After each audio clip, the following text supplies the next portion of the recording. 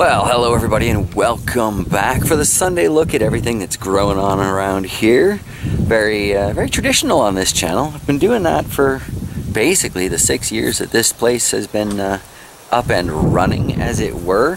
So today I figure we will start in the front, and don't worry, there will be no lawnmower torture sounds today, but I do want to say a quick thank you to all of you who have been so helpful giving me information. It seems like the general consensus on that knob is that it's to raise and lower the deck, so I will investigate that on a sunnier day. And yeah, it looks like the blade should be pretty easy to take off. I hear that the deck itself removes to make that even easier, so sweet. Thank you all so much for all of your assistance. And Brian, again, thank you so much. The gas can, the battery, I can't believe that thing works, and that's all it took, and very awesome of you, sir. Anyway, let's get started with the Saskatoon berries. We'll work our way around the front and then get onto the back gardens there, show you what's growing, because there are surprises hiding in these plants. Speaking of the Saskatoons, Shocks and I tried to transplant a couple of these things. Looks like they are very much in shock. Probably didn't give them enough water along the way, and or the black of the buckets might have been a little bit hot. So that would explain why I haven't wandered off to a certain friend's place with any cuttings or young shoots for their homestead. I will figure that out. I will get them to you though, one way or another. Just standing back from a distance here, you can start to see a lot more color on the Saskatoon berries.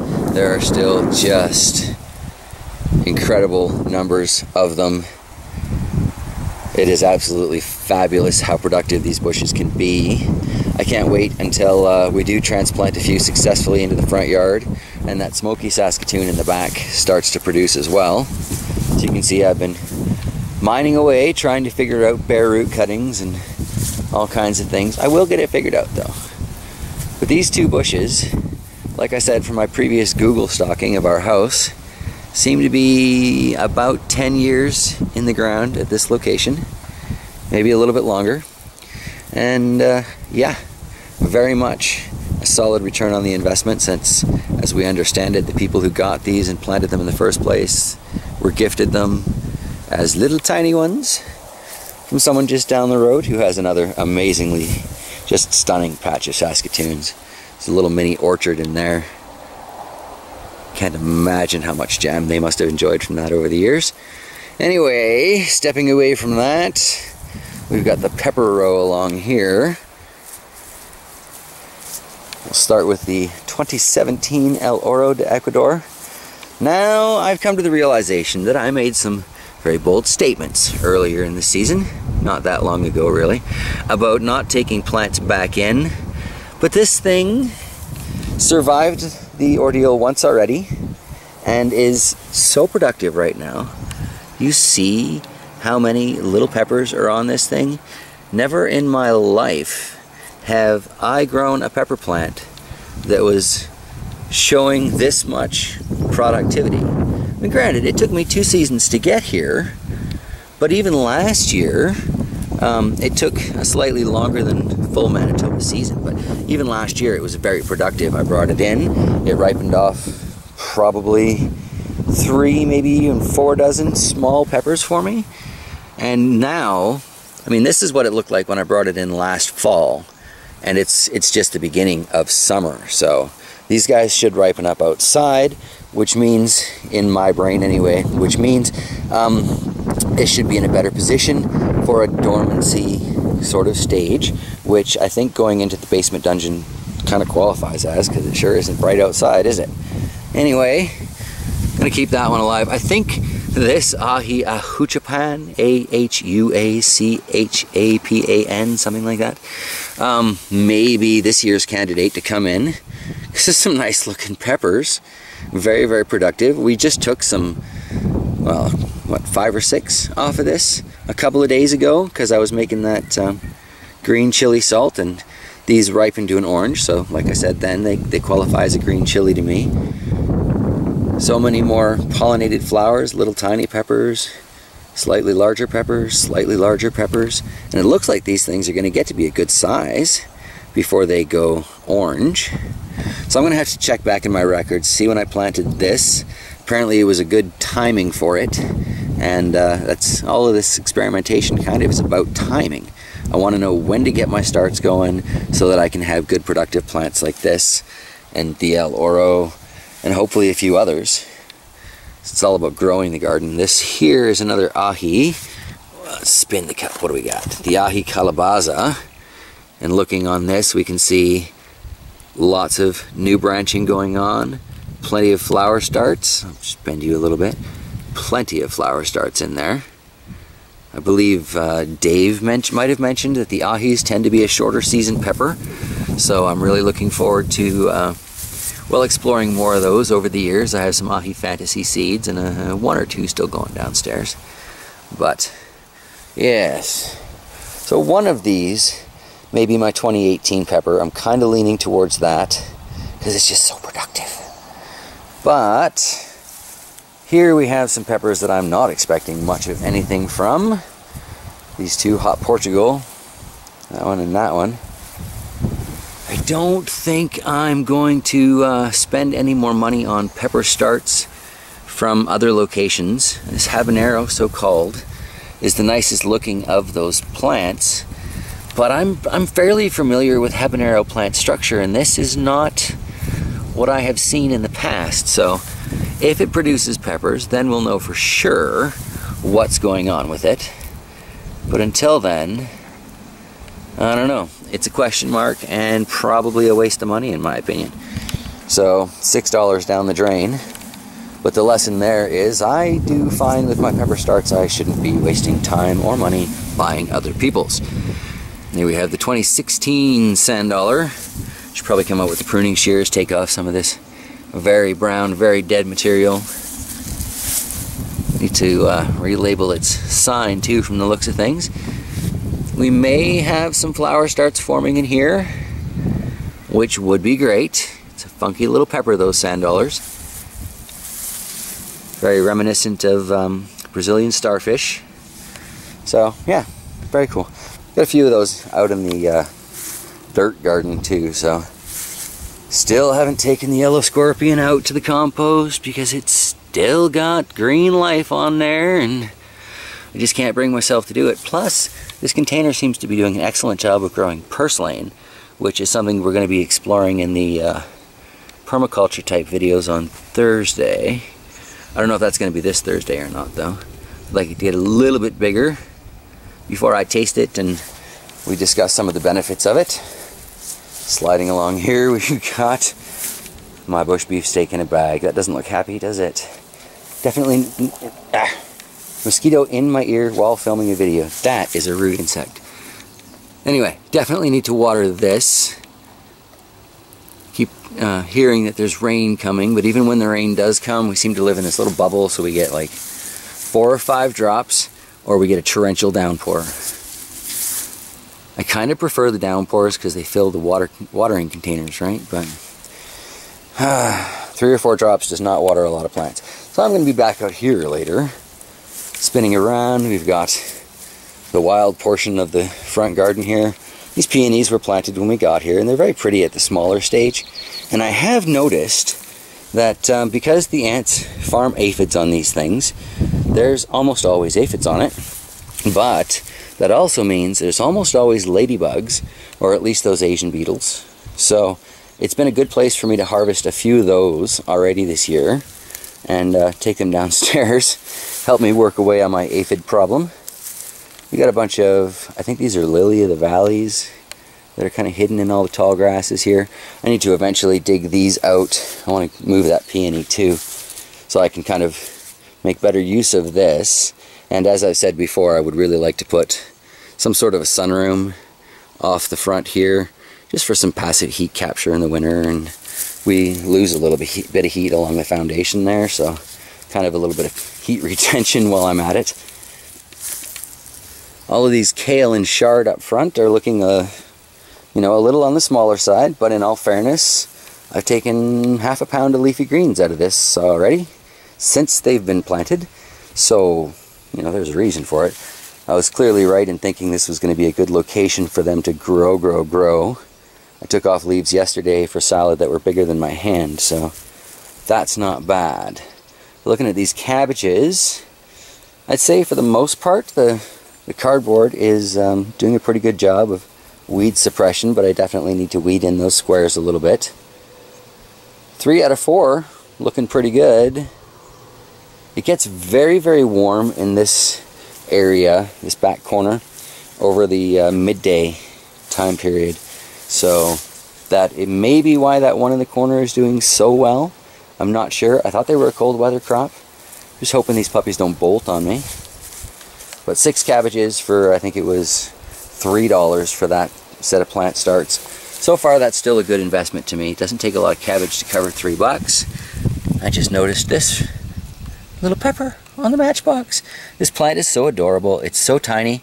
None of the matchboxes that I planted really got to be very big, but they all showed great signs of productivity, and this one seems to be continuing with that tradition. So that is adorable. Didn't really strike me as something that was going to do well as a long-term dungeon plant.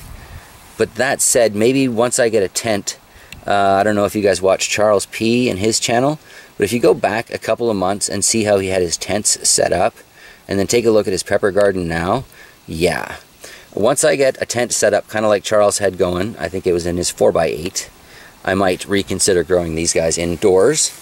Sliding to the left, we've got the paper lantern pepper. Now this is a new variety of habanero for me, and it's again not growing in what I expect of a habanero plant, but this one is supposed to be very, very productive. Just carefully in the middle there we can see a pepper ball flower. Let's try that again in English, shall we? Just in the middle there we can see the ball of a pepper flower beginning to form. Looking carefully, we see that there may be a few others also beginning to form. Hopefully in the next couple of weeks we'll see something out of that. This is, again, it's a very warm portion of the garden, so I thought it would do well for peppers, and so far I've been pretty correct about that. But they are intensive for their watering needs, so super hots I think will be going up here in the future, because the more you make them suffer, the more they make you suffer, right? Isn't that the way that works? Get the red demon pepper here though. This is another one I really enjoy for its a sharp heat. It's almost up there with the bird's eye and the red tie for its heat. It's not huge on the Scoville rating side of things. Like you can't be punishing your friends with these, but you can make a really nice sauce, stir fry, powder, salt, and it's very, very productive. So a nice sharp heat to go well with a lot of different options. I like these peppers. So I guess that brings us around to some of our other planter type things. We've got the zucchini in a bucket here. This is doing fairly well. We just took a little baby zucchini off of here yesterday. It was growing off to the side. Some of you may have seen that. Came in at just over 100 grams, and I'm really looking forward to using that to make spicy banana zucchini muffins, which I may or may not post a video of on the Bear in the Kitchen channel. Because that and the outdoor channel I am trying to keep alive. Here we can see the coffee tree that I moved outside. It's kind of weird the way its leaf is all buckled in like that, but looks pretty happy to me. Mint, the unkillable mint, definitely has come back from the early sun damage, looking to be very productive for us. But it's mint. That's what mint does. It survives, and it produces, and it goes crazy. So moving right along to the not yet raised bed garden and the mouse melon that's kind of hiding behind it. The original growth before I transplanted this is what we see here. It's kind of died off. There's a little bit maybe coming in there that we can see. But the new growth is this stuff going up here. Up here, you can see a little bit in there. All of this that is now wrapping around is completely new since it's been transplanted. So I'm going to say that it's survived, and it's happily prepared to grow. Now I really, really, really hope that it produces at least a few of these cucamelons, mouse melons over the course of this year, so I can show you, you know, just compared to my hand, how tiny these things are. I have compared them several times to, well, the watermelon size that a Lego man would need. And that still seems probably the best description of that. So I guess from here we will slide on up to Troll's garden right after we check on the hanging tomatoes. Ah, these hanging tomatoes. We've had so much wicked wind through here. I thought for sure they would have been ripped off and bouncing down the street. I did not put that Folgers can up there. It was here when we got here. It's part of the things that I laugh about. But, well, looks like this is supposed to be our house. Anyway, back to the tomato. See all these flower clusters, right? And, oh, wouldn't you know it, we have got quite a few little green globes going in there. Let this spin around. And look at all of those going in there. You got a few a little further up.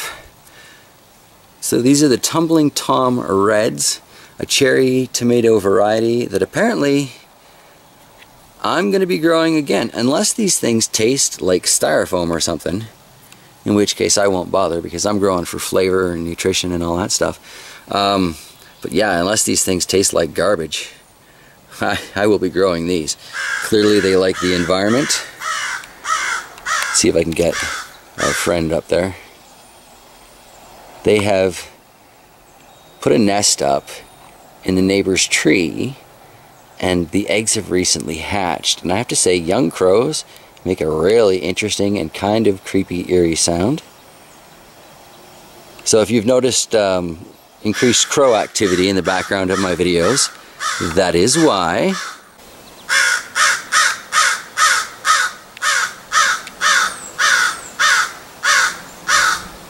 Very vocal. Oh well, I'm sure it's figured out by now that we're no threat to its young.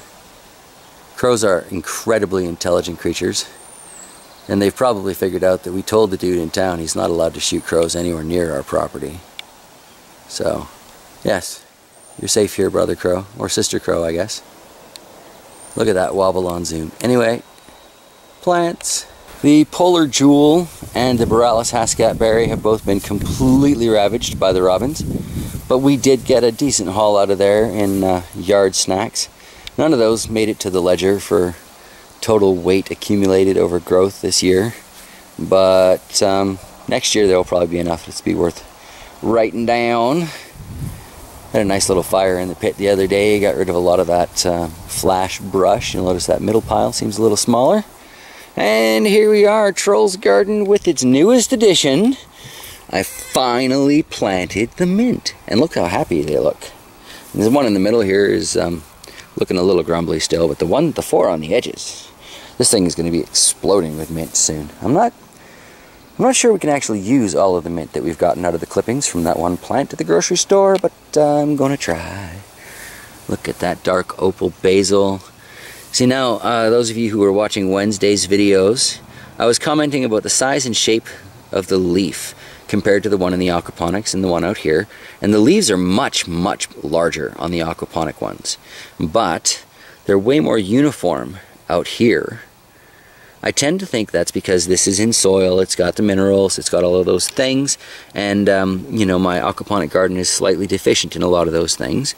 And I also think that a lot of the deformed leaves in the aquaponics have to do with the aphid situation down there.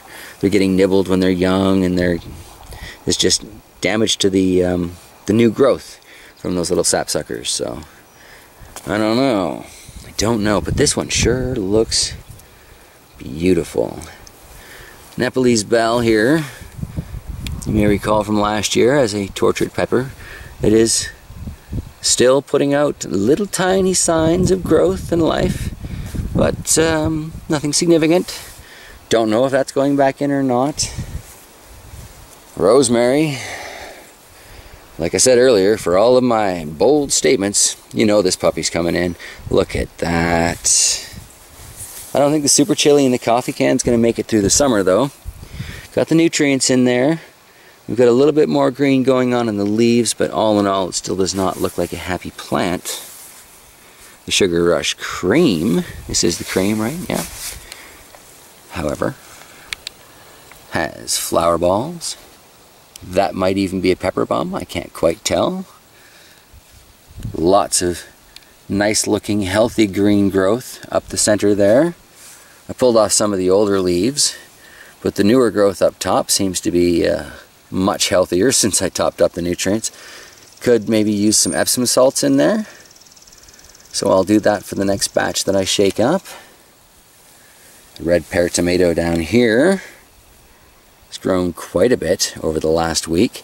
We've got another flower cluster up there that I'm not going to touch because I broke one off last time. Another flower cluster up there. No actual little green pears, I guess, is what I'll be looking for as initial fruit production on this. But it's definitely going to produce at some time for me, so I'm certainly not worried about it. Behind that we've got the sage. Look at that. Big, beautiful sage. This makes me want to raise turkeys that the sage is doing so well. And the two combine so well too, right? Got the crimson red coffee can pepper here. This thing is busting out all over the place. And I am super excited. One of the biggest issues I had with my peppers last year was that they didn't get to this stage until far too late in the season for it to be of any use to me. A lot of them really only got flowers and that was it. So the fact that so many of these already have flowers is very exciting for me. This is the ahi lemon drop. It was so ravaged before it finally came outside because I wanted to keep it inside. I think there's a lesson in all that for Mr. Bear somewhere. But it is clearly coming back to life. I don't see any flower starts on here yet, but considering how beat up it was, I'm just impressed to see so much green on there. Flower pot basil does not look like an unhappy plant at all. Now these leaves are closer to what I see in the aquaponics for size. Not quite as broad though. Well, maybe that one is. It's nice, that's nice. Panning up from that, we've got the Manitoba variety of tomato. And it's starting to put on little globes for us, so that's fantastic. Alright, we've only made it to Troll's Garden. My battery's telling me it's already running low, so I'm going to go in and charge this puppy up before we take a look at the rest of what's growing on, and there is plenty. And you should probably pause this, go get yourself a beverage if you didn't at the start of the video, because I warned you yesterday, it's going to be a long one. Alright, did you pause, go pee, get yourself something to drink? We've got a lot of garden to go through here. The battery's not fully charged, but the sun was shining for a minute, so I figured I would run out here and see if it's got enough to get us through at least before we go downstairs and check out the dungeon aquaponics. So, yeah, if you didn't pause, go get that drink, because we're settling in for, you know, good 15, 20 at least out here. So, yeah, go get a drink. So, now that you're back, we can take a look at the pepper patch, starting with these 3 hot lemons. This is the row closest to the bramble pile, but I'm working my way through that. If we take a closer look at this kind of shining star amongst the hot lemons, we notice a few flower starts on that. I'm very excited. It's early enough in the season. I think we might actually see outdoor ripened peppers from that effort. Sliding along here, we have the Sugar Rush Peach. And looky what we have here. And looking a layer down, we can see some slightly more advanced flowers down there. So that's very exciting. We've got a couple more on this side here. Very excited. The Sugar Rush peppers, again, didn't really get anything forming on them last year. Here we have the Sugar Rush Red. This was a problem for me last year. I never got anything at all. I see forking, I see secondary forking. I'm not sure if I see the beginning of flowers in there or not, but I think we are very, very close. Now, where I do see flowers would be the aquaponic. This is the first of the 2 in this little bit of pepper patch here. Look how this thing has spread out quite nicely. Again, what I would refer to as double forking. Lots of little pepper starts. We've got a few flowers that look like they kind of died off. Clearly that one did. It fell when I touched it. But we have a lot more that are looking very solid, very well attached, and like they are going to grow up to be nice, happy peppers. So this is looking about as productive as the coffee can Crimson Red. Very, very excited. I think it might be a good year for pepper harvest. And I actually got some of my timing dialed in. Obviously not all of it, but this aquaponic as well. We can see a lot of flower starts on it. So, moving over to the next row, we've got the so-called super chilies at the start of that. This poor pepper has been having a really rough go of transitioning, but if we look in at the stem and the stalk there, we can see the branches are starting to form. Lower down, we've got some more that have actually set up. So I'm thinking we'll probably see flowers on this over the next couple of weeks. It just needs a little bit more time to adapt being outside. The other one, the other so-called super chili, looking at this, we can see a couple of dead flowers on there. Didn't quite make it. This one here, let's see. Off she goes. But that said, we took a few chilies off this the other day for that green chili salts. And the ones that were left were, you know, kind of small. Seem to be growing fairly quickly. We've got more flowers on here. That one freshly fell off, so there's a baby pepper bomb up on my thumb. Thinking we might see some good numbers from this, but I don't think either of them is a genuine true super chili. And that's just kind of the way it goes with open pollinated peppers, especially when you're growing lots of varieties at once in, you know, close proximity. You're gonna get cross pollination. It just happens that way. Moving over, I believe that's the Ahi Guyana there. Much like the Ahis that we looked at in the front yard, this one seems to be doing fairly well. We've got its first fork, we've got its second fork, and then we have flower starts. So, for growing up here in Canada, you know, West Manitoba, it's a pretty strange garden season, and it's a pretty short garden season. It's one of the sand dollars, not expecting much from that. Sliding over here, another sand dollar. Last one in the row. But these shorter seasons don't really give us much time for these hot peppers, you know? Moving on to our last row here, this is the MOA Scotch Bonnet. These peppers have always been an issue for me. Every plant I have grown of this variety has just been really, really tiny. It's got to be something that I'm doing. But odds are, if it lives through the season, this is going to be one of the ones I'm going to try and bring in, just because, dang it, I want a Scotch bonnet. I've put a lot of effort into growing these things. I want to eat one. Anyway, like I say, in the short season, doesn't give us a lot of chance to grow these really hot peppers. They're longer season plants. That's why I'm forced to do things like growing in my dungeon. This sand dollar seems to be doing really, really well. So between the aphids and the cold and all of that stuff, my timing kind of becomes a gamble and is completely different than it was back in Penticton. I've had to learn everything all over again, but I think this year it's really feeling like I'm on the right track. We've got our forks, we've got our secondary forks, we have the beginning of flowers in another Sugar Rush cream. Fantastic. See, this year the Sugar Rushes are doing really, really well. We've got a red demon here. Not expecting much from this. Hopeful, but not expecting much. However, the red demon at the back of the row, even from a distance, look at that. Nice branching there. It's a very slender leaf, comparatively.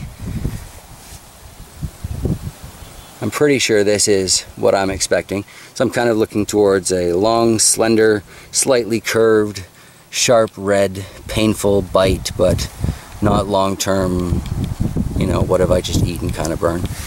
But flowers are doing well on this, so yeah, it's all about timing.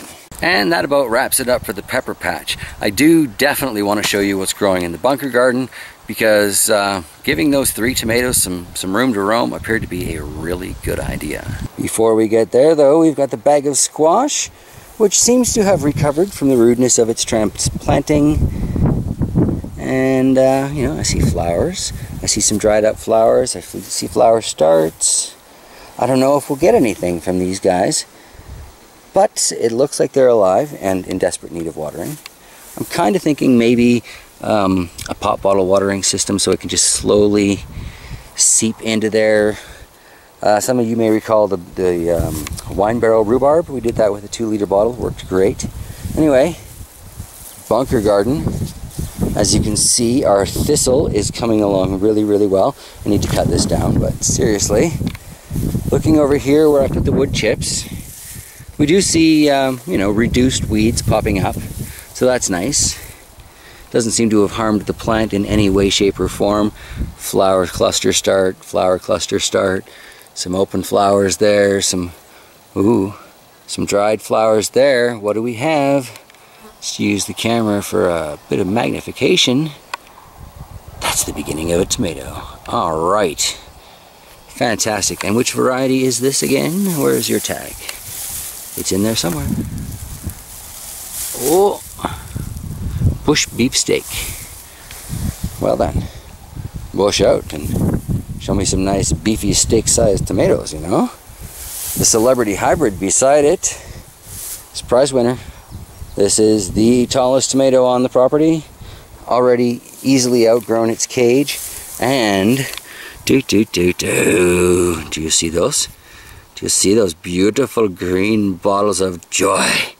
Oh, because you know what these mean to me.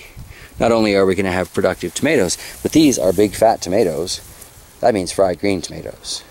And Shox is getting a lot more tolerant with her spices, so that means spicy fried green tomatoes. Oh, and the drool begins. Okay, so here we've got, this is the Better Boy hybrid. Again, it's doing really, really well in the bunker. I initially thought that putting it into all that straw down at the bottom that I, well, was kind of thinking would have decomposed better by now. But anyway, I was initially worried that that was not going to work out because they were very wilty at first. But,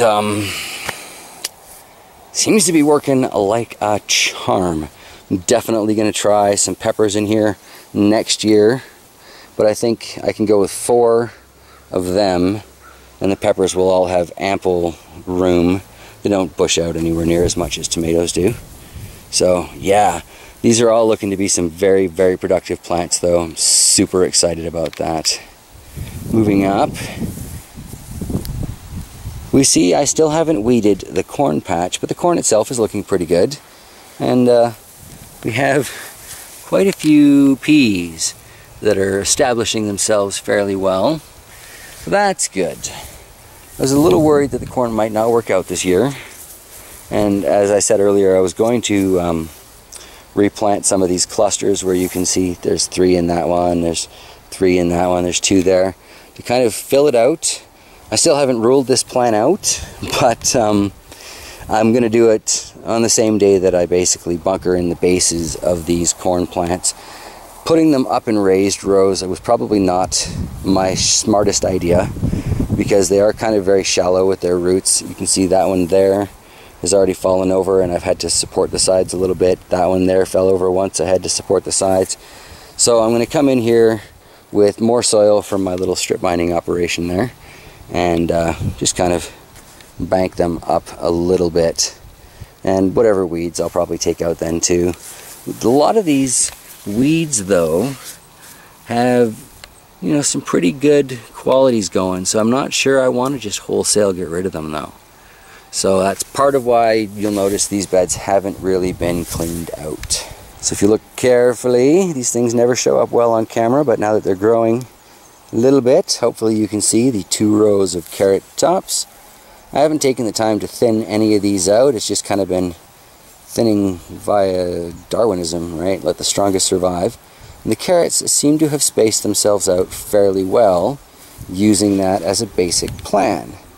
The radishes, on the other hand, not so much. As you can see, these are still really overplanted, and the thistles need to be taken out of there too. Not my favorite weed to pull though, because I got to put on like gloves and thick ones at that. But what we've been doing to reduce the radish population so far is we've been pulling up the sprouts and using them in our salads, because they're kind of a nice little peppery taste. Massive salad last night, it was beautiful, and it brought our harvested greens up to over £1 so far this year. Doesn't sound like a lot, but believe me, I am thrilled all the same. So moving over to the leftovers patch, we can see, you know, a few unintentional plants, but mostly this bed is doing fairly well. Straight 8 cucumbers in the back are settled in, starting to thrive. This black zucchini here has had several flowers on it already. I'm not expecting any of them to take and produce anything just yet. It was so tiny and so abused when it came outside. The soil basil seems to be doing well. Sorry about the wind, of course it's picking up. The chard back here, these chard are growing very well, but not as well as the ones up front. Whereas here you can see the cabbage. This one is doing phenomenal compared to the ones up front. So I think cabbages belong in the back garden area in future years. The Brussels sprouts, you know, interspersed along things. A couple more chard, a few more kale. This is looking to be a very productive garden patch. I'm very pleased with it so far. And I got to admit, kind of excited to see the Brussels sprouts doing this well, because we have a lot of things about that like to nibble on cabbage family plants, and what with all the kale and the Brussels and the cabbage, and I grow a lot of brassicas, so I am an at-risk garden for these bugs. But so far, so good. The big garden bed of chaos and strip mining opportunities. Got our, thought it was an eggplant, not quite sure what's going on with this thing. Sure not the pepper that was planted or written on the cup. Seems to be surviving though, so whatever it is, grow little buddy grow. This is the ahi pineapple.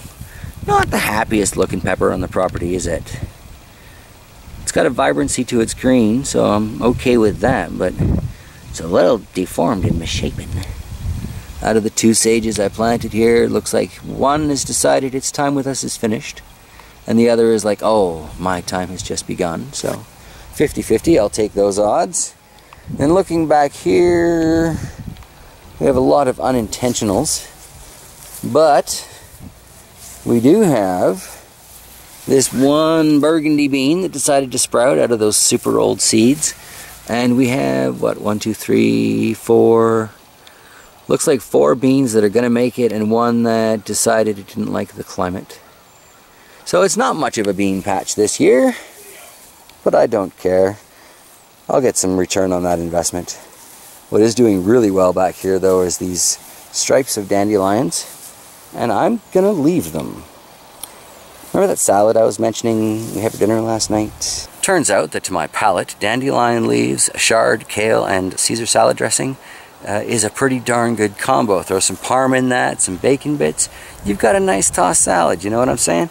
So since these particular dandelions are looking so delightfully intentional, and they're straight little rows, I'm actually going to let them grow and use them as a lettuce type product. That said, I don't know if it's really fair to count them with the harvest, but technically I did harvest these from the gardens on my land, so I mean I can get away with it on that one, right? Right? Oh, you know, if that hole gets much bigger, I may just have to start building one of those sunken greenhouses. Not a bad spot for it, really. So I guess that brings us to the once potato, now tomato bunker. We have these 6 sweet aroma hybrids. These are not looking fantastic, but as I said with the bunker garden that is in surprisingly similar growing conditions, they didn't look great when I first put them in, and now they have exploded to the nicest looking tomatoes on the property. So I think once these settle in, because these were way too long in getting planted out, once they do settle in, we might see some very impressive results from this. We might see absolutely nothing, but I think I can afford that with the tomato crop this year. So either way, it's a win, right? It's learning or it's harvesting. So sliding out from there, we've got my little split log rhubarb. Seems to be doing so well this year. We do have some rhubarb on the table we need to use up. It was gift rhubarb though. I want to have enough of our own to do something with. I guess that brings us to, pan back out, the tomato grove, 1,000,001 stakes. Again, I don't know if we're going to actually take the time to look at each and every one of these, because that could take quite a while, but there are quite a few of them that merit a little attention. This celebrity hybrid here, for example, because it was one of the ones that I topped to make a clone, it is basically growing out as 2 separate plants from one rooting. Lots of flower clusters on that, and this one looks like it might be starting a tomato ball in there already. So that is excellent. This one row does seem to get the best sunlight out of this deal, and the tomatoes are looking very productive. Along the back here though, we've got the broad ripple currant. This thing has been productive for me every year, every location. So I'm kind of expecting that again this year. As you can see, there are clusters all over this monster, and we have our first tomato on there, so sure looks like it's ready to produce for me. This lemon boy that again was one of the purchased plants. I'm not really sure it was worth the effort. We have a little flower cluster growing on there, but for the most part the tomatoes that I tortured in the dungeon seem to be doing better. I mean, the pepper's the same. The ones that I tortured, they're doing much better. Indigo Rose. Such a colorful tomato. Snap, crackle, and pop. Go on my knees. Got a little cluster up there, and it begins. A few nice, colorful little tomato starts, but wait till you see the purple on the one next door to this plant. That's great. And this one clearly shows why I hopped the fence to grab a few of these for seed purposes. And I still defend myself with, it said it was a community garden. I assume the fence was to keep deer out. Anyway, we've got a couple of nice ones on here. This one is beautifully purple. When it gets to a nice deep red in the parts that are green now, then it'll be ready to go. The thing with these tomatoes is I've gotten mixed reviews from the people that I've given the seeds to. Some really like them, some really don't. But if you wait until they're actually fully ripe on the vine, these are an amazing, peachy, tomatoey, they're just a delicious tomato experience. However, if you pick them early and let them ripen up on your counter or whatever, they're crap, they're terrible. So there's a reason that you get mixed reviews for these. If you're growing Indigo Rose, let them ripen on the plant. It is well worth the time invested. So for the sake of time, we're going to hop around in the grove here a little bit.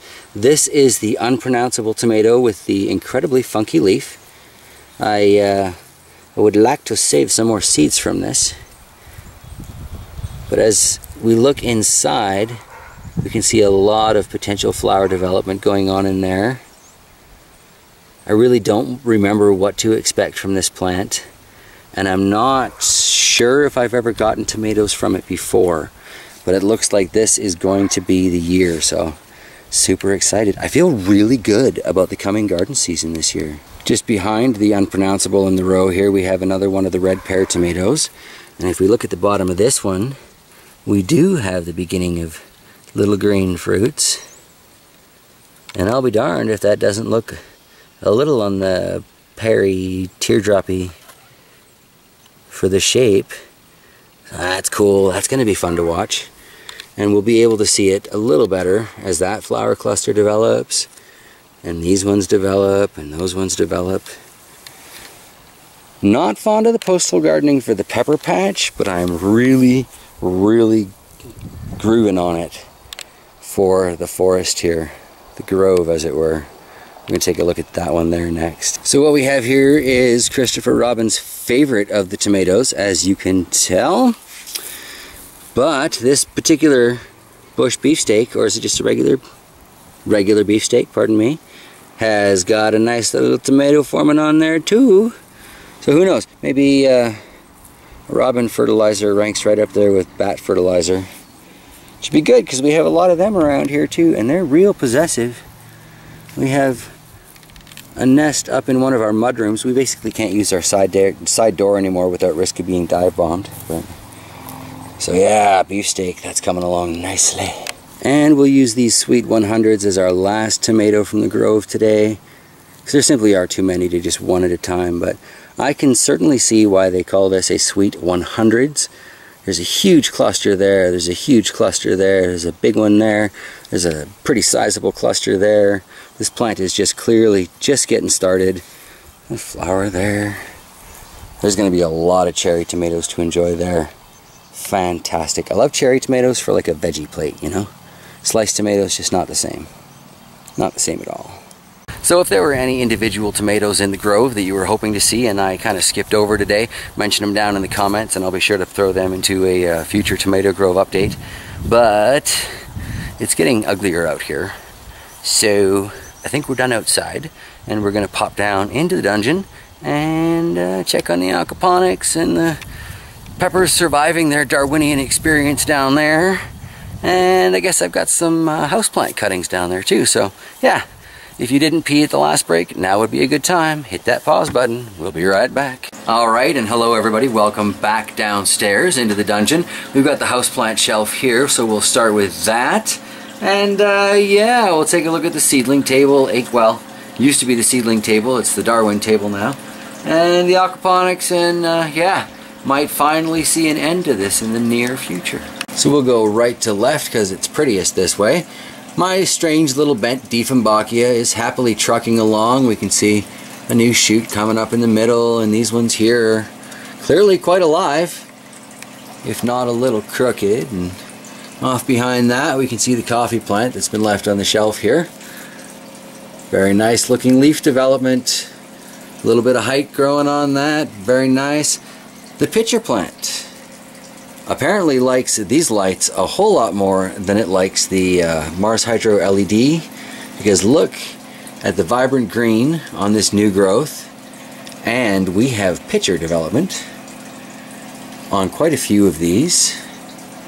So I don't know how these plants feel about aphids, but I'm really hoping the aphids are intrigued by the pitchers, because I guess the bug kind of goes in there, the lid closes up, it digests it in its own little juices and gets most of its nutrients that way. So that was initially why I purchased this, hoping that it would well, consume various pests in my indoor gardening. And so far it hasn't done much, but looked like it was going to die and then thrive and die and thrive. And speaking of dying and thriving, here's my lemon.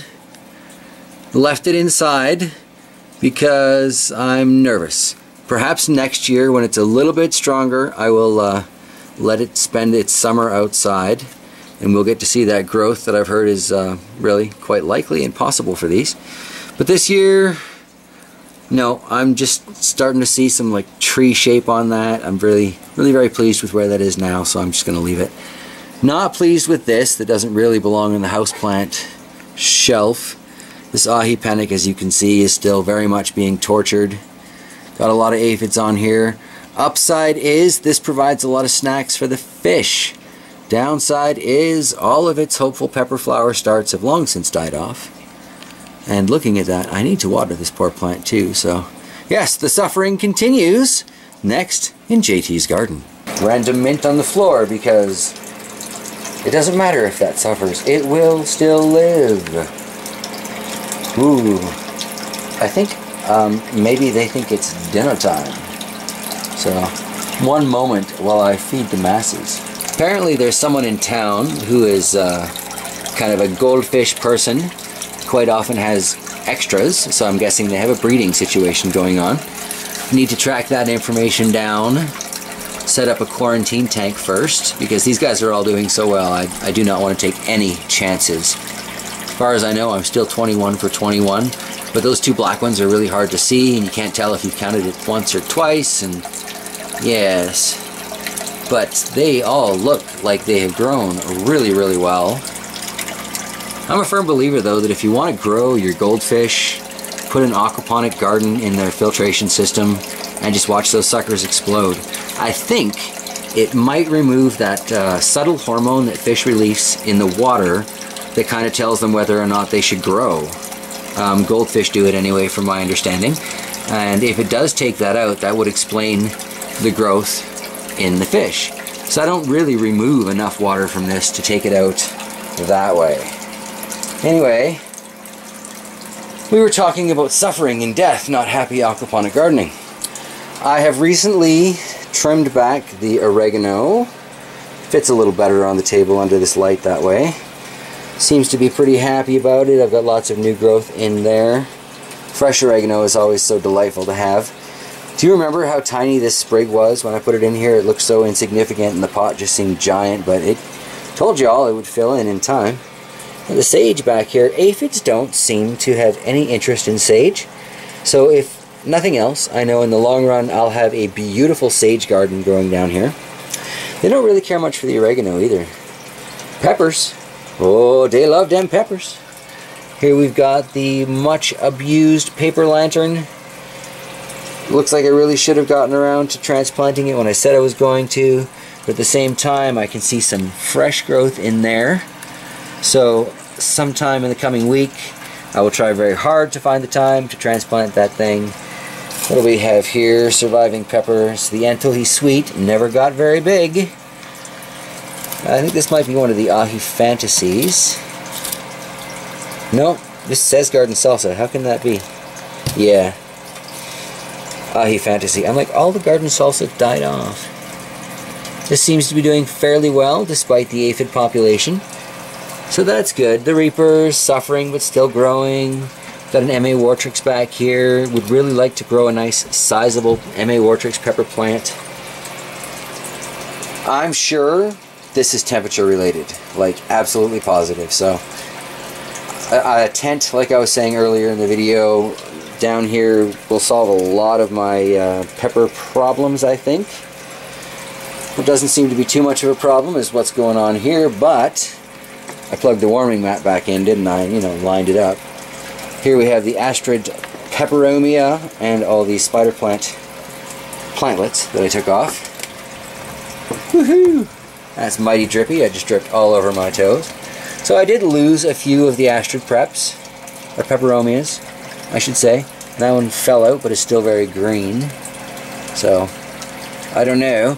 But I see a lot of green in here, so things are doing fairly well as I understand it. I see a lot of green still in the spider plants. And considering I didn't kill off either of the mother plants, you know, there's zero loss here, even if every one of these dies. So, no investment, no loss. But potentially a fair bit of gain, at least on the spider plant side, and I feel very hopeful for quite a few of these Astrids. So excellent. Can you believe I still haven't transplanted these poor leeks? Terrible. Alright, so get your special glasses if you need them, because what better place to put that funky colored grow light than in the aquaponic semi-space age basement garden. So yeah, get ready for it, because we about to switch spectrums fast. But that said, we are finally getting a collection of plants together that seem to like this spectrum of light. I'm gonna say the coffee plant, however, is not one of those plants. Do you see that leaf fall off? Not a good sign. What is interesting is, you know, I've got this deficiency going on, obviously, but it really shows up with the intensity of the light looking through the underside of these leaves. Quite an interesting pattern and marking of all the veins in there, but clearly still somewhat lacking. I have put a little bit of iron in here, I've put a little bit of Epsom salts in here, and I actually put some of the nutrients from the general hydroponic stuff in here, hoping it would help. What I don't have is an easy way to throw calcium in here, and that has been suggested as a potential culprit, so I need to look into that. We do have aphid infestation going on here, as you can see on this one poor stem here, but we'll get old-fashioned squish maintenance. Flick it into the fish tank, carry on. This ahi pepper on this pennick, looking fantastic. That's not even the monster though. I swear this thing has gotten even fatter. It's a 2D pepper though, isn't it? Like, pretty much skinny pepper this way, wide pepper that way. Can't wait till that takes some color and is a genuinely ripe pepper. It will be the first of the ahi pennicks in the aquaponics or the hydroponics before that to produce and get to ripe for me, so that's great.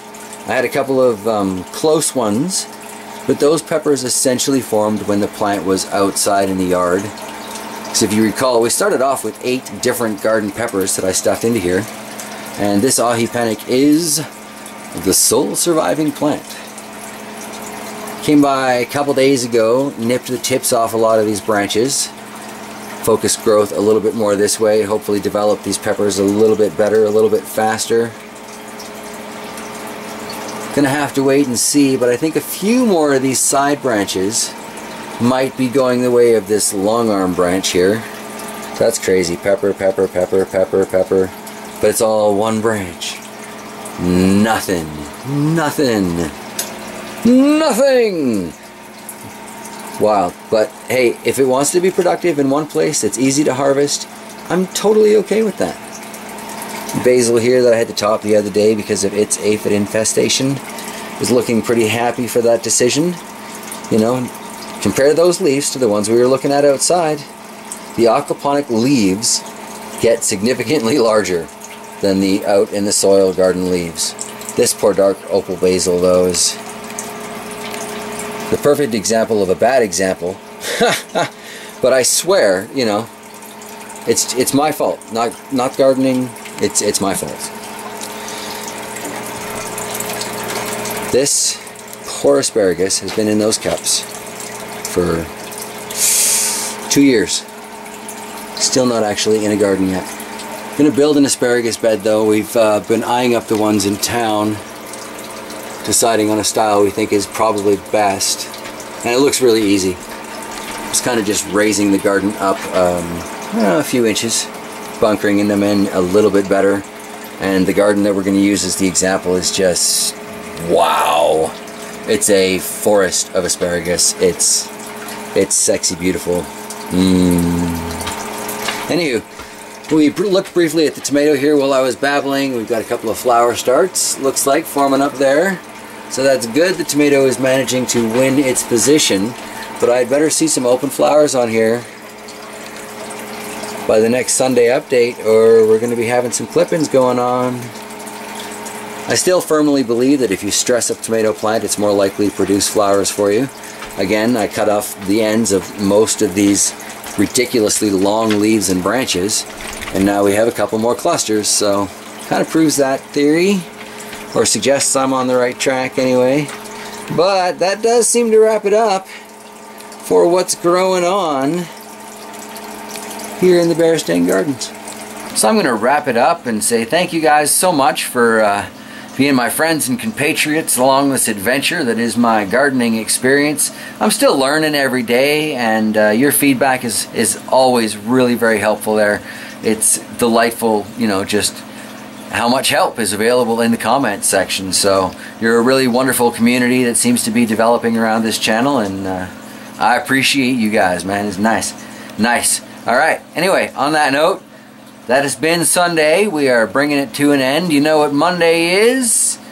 Monday is a day I might actually be posting a video on the kitchen channel, actually, because I'm still thinking about keeping that one alive too. That's what Monday is. But Monday is a break here on JT Bear. So I will see you on Tuesday.